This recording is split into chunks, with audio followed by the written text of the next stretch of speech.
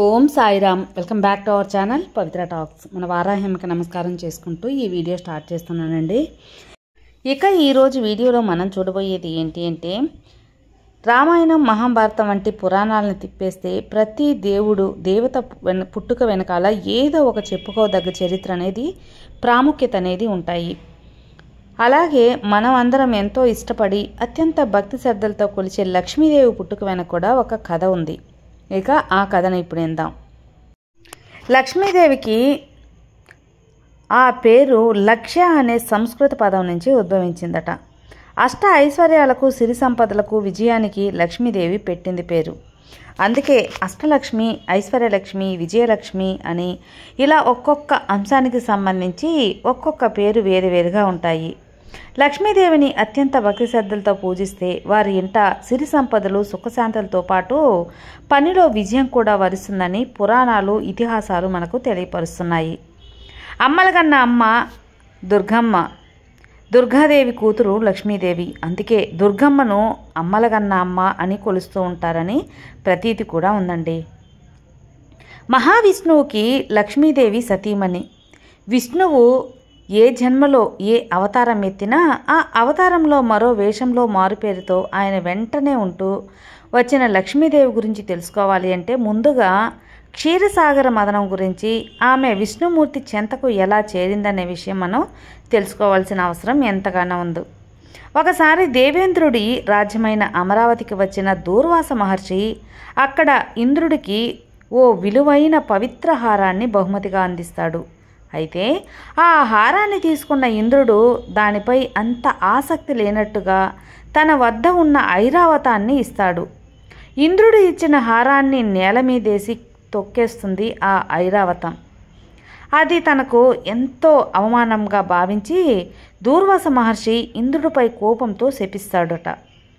ఏ రాజ్యభోగాలైతే చూసి మిడిసిపడుతున్నావో అవి ఏమీ కూడా లేకుండా పోవుగాక అని ఇంద్రుడికి శాపం పెట్టి అక్కడి నుండి కోపంగా వెళ్ళిపోతాడు. దూర్వాస మహర్షి శాపం మూలంగా ఇంద్రలోకంలో ఉన్న ఇంద్రుడి రాజ్యం అమరావతిలో క్రమక్రమంగా కష్టాలు మొదలవుతాయి. రాజ్యంలో సుఖ సంతోషాలు కరువైపోతాయి. ప్రజలు అష్ట కష్టాలు పాలవటం స్పష్టంగా కనిపిస్తూ ఉంటుంది. అదే సమయంలో రాక్షసులు కూడా ఇంద్రుడి అమరావతిపై దండెత్తి ఇంద్రుడిపై విజయం సాధిస్తారట.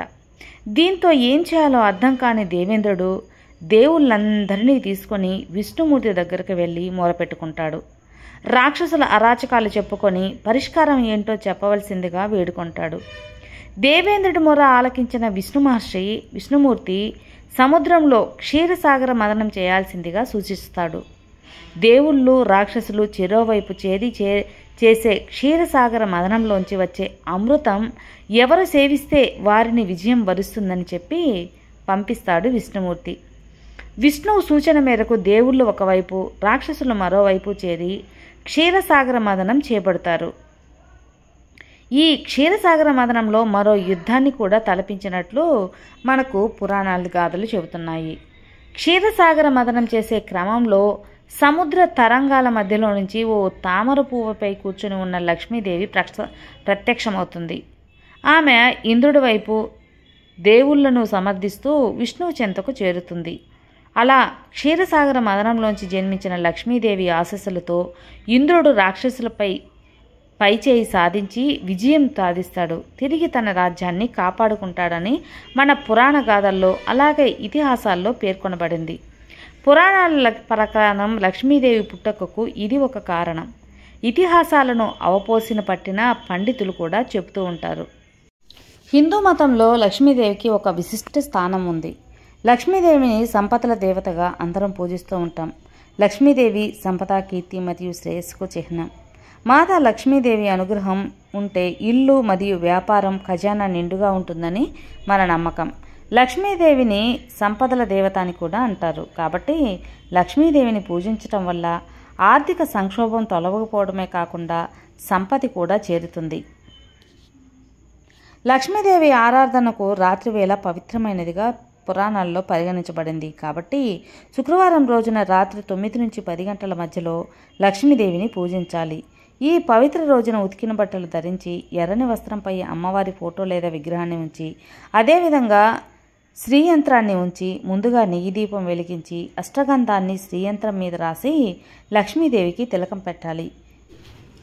లక్ష్మీదేవిని ప్రసన్నం చేసుకోవటానికి ఆలయంలో ఆమెకి ఇష్టమైన తామర పువ్వు లేదా శంఖం, ఎరుపు లేదా గులాబీ వస్త్రాన్ని సమర్పించటం మంచిది. దీంతో ఆర్థిక సమస్యలు తొలగిపోతాయని నమ్మకం.